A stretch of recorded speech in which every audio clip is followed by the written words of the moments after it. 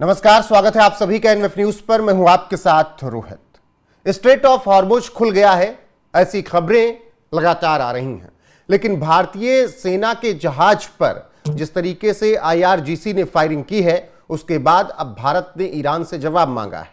Trump ने तो कह दिया है कि स्ट्रेट ऑफ हॉर्मुज खुला है, लेकिन जब आईआरजीसी ने यह हरकत की तो उसके बाद सवाल उठ रहे हैं कि अमेरिका पर ईरान पर अब किसका कंट्रोल है। ये जो हरकत की गई है, इसकी जवाबदेही किसकी है? कौन सही बताएगा कि स्ट्रेट ऑफ हॉर्मुज खुला है या बंद? यही समझने की कोशिश करेंगे। मेरे साथ ब्रिगेडियर सतपाल दहिया जी, रिटायर्ड, मौजूद है। बहुत बहुत स्वागत सर आपका एनएफ न्यूज पर। नमस्कार रोहित जी। सर, पहले तो ये थोड़ा सा साफ विस्तार से बताइए कि स्ट्रेट ऑफ हॉर्मुज खुला है या फिर नहीं, भ्रम की स्थिति क्यों इतनी? देखिए रोहित जी, इसमें तीन पार्टी हैं, एक यूएसए, ईरान और इजराइल। तीन मेन प्लेयर हैं पूरे खेल के, जो लड़ाई हुई है। अमेरिका और ईरान ने समझौता कर लिया है। Both have reached that state कि जहां पे उनके इंसेंटिव है कि हम समझौता कर लें, लड़ाई आगे ना बढ़ाए।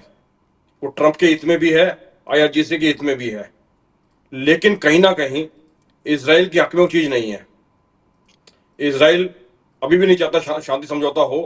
शायद अमेरिका के प्रेशर में आके उन्होंने लेबनान के साथ जो ट्रूस है उसकी घोषणा की थी 15 अप्रैल को। और इसमें जो तीसरे छोटे प्लेयर हैं, वो प्लेयर हैं जो बाकी अरब देश हैं, जिसके अंदर की Saudi Arabia, Qatar, Bahrain, Jordan, Syria वगैरह ये देश हैं। तो इसको जो समझौता हुआ है, डेफिनेटली फिजिकल कंट्रोल आज भी स्ट्रेट ऑफ हॉर्मुज के ऊपर ईरान का, आईआरजीसी का है। उनके ट्रूप्स वहां पे लगे हुए हैं।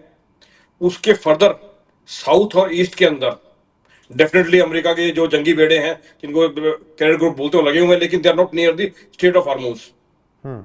और आईआरजी का कंट्रोल अभी भी स्ट्रेट ऑफ हॉर्मुज के ऊपर है। उन्होंने, ट्रंप ने स्टेटमेंट दिया था खुल गया है, लेकिन मेरे हिसाब से अभी भी सिर्फ उन्हीं जहाजों को आईआरजीसी परमिट कर रहा है जिनसे की टैक्स वसूली की जाती है। अगर आपने रिकॉर्डिंग सुनी हो जो जहाज की हमारे हिंदुस्तान के जो हुई थी, जिसके अंदर उन्होंने कहा कि आप वापस चले जाइए, आपके पास ईरान की पर्ची नहीं है, they don't have the permission. वो पर्ची का मतलब क्या था कि आपने जो है 1 बिलियन 2 बिलियन जो भी टैक्स देना है पर वीएलसीसी के रूप में, वो उन्होंने नहीं दिया उनको। Iranian Navy, this is Bhagyalakshmi. Go ahead, sir. I read you loud and clear. Good evening, sir. This is Iranian Stefan Navy. Afternoon. On the strait is locked and pass from that is forbidden. And there is no any permission for you to use from the strait. You are ordered to go back to your departure immediately. You are ordered to go back to your departure immediately. You get my message? Okay, copied your message. I will turn back and there is no permission to transit Hormuz. That's correct, sir? Yes, sir. There is no any permission for you. You are ordered to go back to your departure immediately. And wait to get permission. Okay, wait for the permission. Thank you. Okay, thank you. Back to 16 out. Thank you. Back to 16 out. तो basically सारा जो इसका जो agreement है, सब boil down करके straight of Hormuz के ऊपर आता है। इसमें आप तीन चार चीज देखिए जो एग्रीमेंट होगा। उस एग्रीमेंट में क्या क्या चीजें हैं, ईरान को क्या मिलेगा, यूएसए को क्या मिलेगा। ईरान क्या चाहता है, ईरान की सबसे बड़ी जीत होगी कि मुझे वापस सिस्टम के अंदर इंटीग्रेट किया जाए, मेरे ऊपर से sanction, primary and secondary sanction हटा ली जाए, और मेरे को जो हर्जाना दिया जाए, जो मेरे ऊपर वॉर में नुकसान हुआ है, जो मैं 40 साल से I been isolated, I should become part of the global system. उसको लाने के लिए उसमें ईरान का फायदा ज्यादा है, अमेरिका का फायदा कुछ कम है, और नुकसान इजराइल का बहुत ज्यादा है। इजराइल कभी भी नहीं चाहेगा कि कोई ताकत उभर के आए जो कि उसके अस्तित्व को, उसके एग्जिस्टेंस को चैलेंज कर पाए। अब पुराने इतिहास देखिएगा इजराइल का। जब इजराइल बना था after the break of the Ottoman empire 1924 के आसपास, तो ये जो जमीन थी, ये जमीन थी बेसिकली पैलेस्टाइन की। यहाँ पे कुछ जूज रहते थे, और जो जूज का प्रोसिक्यूशन है वो अरब के अंदर बहुत कम हुआ है। पूरे उनके 2000 साल के अंदर रिकॉर्डेड हिस्ट्री के अंदर नहीं मिलता कि अरबों ने जूज को मारा हो। जूज का ज्यादा प्रोसिक्यूशन हुआ है यूरोप के अंदर, क्रिश्चियन वर्ल्ड के अंदर। लेकिन उसके बाद 1916-17 के अंदर 2 एग्रीमेंट हुए, बेलफोर्ड एग्रीमेंट और स्काई पिकेट एग्रीमेंट, जिसके अंदर ये जमीन तब तक ब्रिटेन के पास आई नहीं थी। उन्होंने पैलेस्टीन को भी वादा कर लिया कि जमीन तुम्हारी है, तुम्हारा यहाँ पे देश बनेगा। उन्होंने वादा इजराइल से भी कर लिया, और जो उसके बाद जो उनका मिनट खत्म हुआ तो उन्होंने 1947-48 के अंदर यहाँ पे इजराइल को बसा दिया। और उसके बाद 1919 से लेके 1948 तक कोई 8-10 लाख आदमी जूस जो थे all over the world, they came and migrated there. इन्होंने वहां प्रॉपर्टीज खरीद ली अपनी पैलेस्टीनियन से, क्योंकि पैसे वाले आदमी थे। फिर सेकेंड वर्ल्ड वॉर, हिटलर 1933 में हिटलर पावर में आ गया, उन्होंने जूस को मारना शुरू किया, तो मास स्केल के ऊपर जूस का माइग्रेशन इस इलाके के अंदर हुआ। और जिस दिन ये बना आपका, जिस दिन इजराइल बना, उसके अगले दिन 14 मई को शायद ये बना 1948 के अंदर, और 15 मई को सारे 7 अरब देशों ने मिलकर इसके ऊपर, जितने अरब देश हैं सबने मिलकर इजराइल के ऊपर चढ़ाई कर दी। इजराइल ने सबको एक साथ पीटा, सबको हराया, और जो अपना एरिया था उस एरिया को, जो नक्शा था उससे ज्यादा एरिया बढ़ा लिया इन्होंने। वेस्ट बैंक, गाजा, पूरे इलाके पे कब्जा कर लिया। लेकिन देखने वाली चीज थी उस लड़ाई के अंदर, इराक इस हमले में शामिल था, लेकिन ईरान जो है इस हमले में शामिल नहीं था।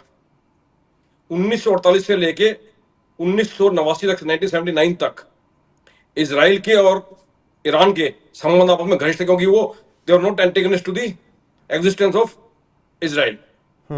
ठीक है, उनका जो दुश्मन था, सबसे बड़ा दुश्मन कौन था? इराक था। इराक सबसे बड़ी पावर थी।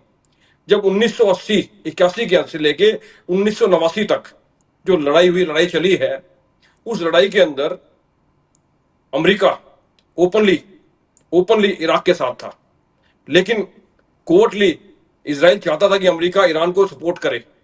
आपको मालूम होगा रेगन के टाइम में एक ईरान कॉन्ट्रा स्कैंडल हुआ था, जिसके अंदर की चुपचाप जो हथियार ईरान को दिए गए थे, जो कि लैटिन अमेरिका में जाने थे। तो क्योंकि इजराइल को अपने एग्जिस्टेंस के लिए जो भी बड़ी पावर थी वहां पे, उससे खतरा था, तो इजराइल के का जो पहुंच है, जो लॉबिंग है, उसकी जो पावर है, अमेरिका की तरफ बहुत ज्यादा है। And that was one of the reasons of 1993 and 2003 Iraq invasion. Iraq की थ्रेट खत्म हो गई, और 1990 के बाद धीरे धीरे करके इजराइल के अंदर ये जो गवर्नमेंट आई थी, बेसिकली जिसको हम कहते हैं ये मुल्ला गवर्नमेंट आई या खमेनी गवर्नमेंट आई, ये इजराइल के अगेंस्ट होती चली गई। आज के दिन के अंदर इजराइल को एग्जिस्टेंशियल थ्रेट खाली ईरान से है। इजराइल समझता है कि अगर मान लिया आज अमेरिका यहां से वापस चला जाता है एग्रीमेंट करके, तो most likely USA will vacate their basis from the gulf countries. थोड़ी बहुत प्रेजेंस को छोड़ के वो इराक से, कतर से, बहरीन से, सऊदी अरब से अपने फौजी हटा लेगा। और उसके बाद ईरान के पास जो नेचुरल रिसोर्सेज हैं, जो मैन पावर है, उसकी 9 करोड़ की आबादी है। इजराइल की आबादी 1 करोड़ से नीचे है। उसके पास दुनिया का 25% तेल है। इजराइल के पास कोई तेल नहीं है। अगर अमेरिका छोड़ के चला जाता है तो आने वाले समय के अंदर Iran will become a dominant power and will cause the existential threat to the Iran.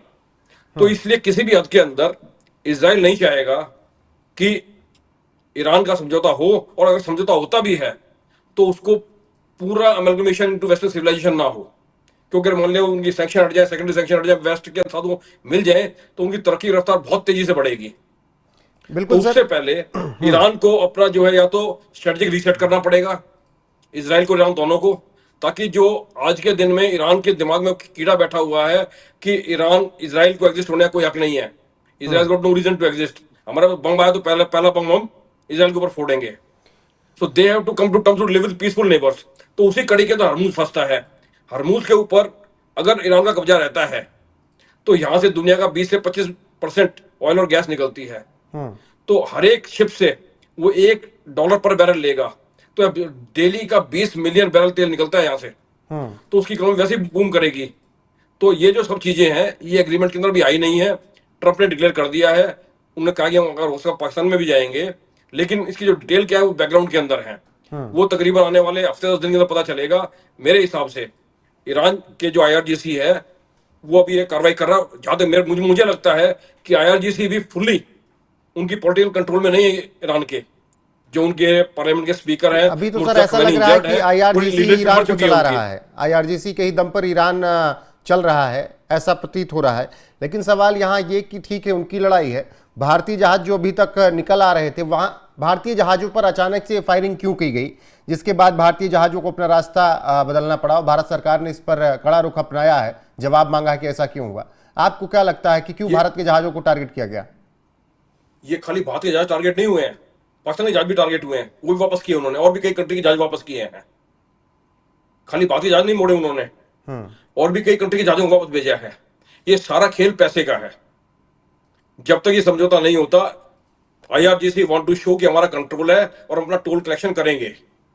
ये अमेरिका के ऊपर एक प्रेशर बनाने की टैक्टिक्स है, क्योंकि एग्रीमेंट से पहले अगर आप देखेंगे कि अमेरिका क्या कर रहा है, अमेरिका की तरफ एग्रीमेंट की बात कर रहा है, ऑन द सेकंड हैंड वहां पे पर्शियन गल्फ के अंदर, ये गल्फ ऑफ ओमान के अंदर अपनी फोर्स का बिल्डअप किया जा रहा है। उसके 3 कैडेट ग्रुप वहां पहुंच चुके हैं, 60,000 सैनिक पहुंच चुके हैं। तो ये नेगोशिएशन से पहले टैक्टिक्स है नेगोशिएशन की। जो नेगोशिएशन टेबल पे बैठेंगे अगली बार, ईरान बैठेगा और अमेरिका बैठेगा, तो वो अपने जो कार्ड है अपने हाथ मजबूत दिखाना चाहते हैं। ईरान दिखाना चाहता है कि हरमुज पे आज भी मेरा कंट्रोल, आप कुछ नहीं कर पाएंगे, तो so that they can get a better bargain, better negotiation. उस कड़ी के अंदर इन्होंने हिंदुस्तान की बात पे फायरिंग किया, और खाली हिंदुस्तान के कई देशों में जहाजों को उन्होंने वापस किया है। जहां से उनको हफ्ता मिल गया उन्होंने जाने दिया है। चीन से उनके पुराने ताल्लुक, चीन के जहाज को जाने दिया, बाकी जहाजों को उन्होंने वापस किया, पाकिस्तान के जहाज को वापस किया, मलेशिया के जहाज को वापस किया है। तो to see into the bigger context. जी सर, आखिरी सवाल, तमाम सवाल तो उठ ही रहे हैं, लेकिन ये मध्यस्थता की बात थी, युद्ध विराम की बात थी, स्ट्रेट ऑफ हॉर्मुज खुलने की बात थी। सही कौन बताएगा कि क्या हुआ है? क्योंकि ट्रंप की बात पर भरोसा करना जान जोखिम में डालना। स्ट्रेट ऑफ हॉर्मुज खुला है या नहीं खुला है, मध्यस्थता हो गई नहीं हो गई, युद्ध विराम हुआ नहीं हुआ, थोड़ा ये बताइए कि अंदर खाने क्या कुछ चल रहा है। देखिए रोहित जी, जब तक ये सीज फायर होके डिक्लेरेशन में साइन ना हो जाए, तब तक हमें अपने जहाजों के लिए we have to remain in contact, in touch with the IRGC and Iran.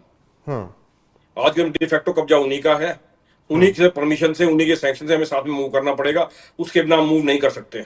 और जहां तक सवाल रहा कि हम इसको फोर्सफुली मिलिट्री से इसको खोल दें, वो चीज भी संभव नहीं है। अब सोचिए कि अमेरिका अपने 3 कैडेट बैटल ग्रुप लेके 40 जहाज लेके हरमुज में फोर्सफुली एंटर नहीं कर पाया, तो क्या इंडियन नेवी ऐसी बेवकूफ वाला कदम उठाएगी? कभी नहीं। तो ये समझौता में भी it is 1 week away, 5 days away, 7 days away, 10 days away. In the meantime, we should maintain contact with the IRGC, maintain contact with Iran, and continue to get our oil and gas, which is coming. जो भी हमें toll tax दे रहा है, toll tax दें और उसको बाहर निकालें, ताकि देश में क्राइसिस ना हो। बिल्कुल सर, और भारत सरकार ने फिलहाल जवाब मांगा। अब देखना होगा कि ईरान की तरफ से क्या कुछ जवाब दिया जाता है, लेकिन सवाल तमाम है। भारतीय जहाज़ों को निशाना बनाया गया। इसके अलावा सर ने कहा कि केवल भारतीय जहाज नहीं, तमाम और देशों के जहाज वापस लौटाए गए हैं। फिलहाल जो अपडेट आएगी आप तक जरूर पहुंचाएंगे। सर अभी के लिए बहुत शुक्रिया इतना विस्तार से चीज़ों को समझाने के लिए। बने रहिए हमारे साथ, देश और दुनिया की हर एक अपडेट आपको यहाँ पर मिलती रहेगी लगातार। नमस्कार।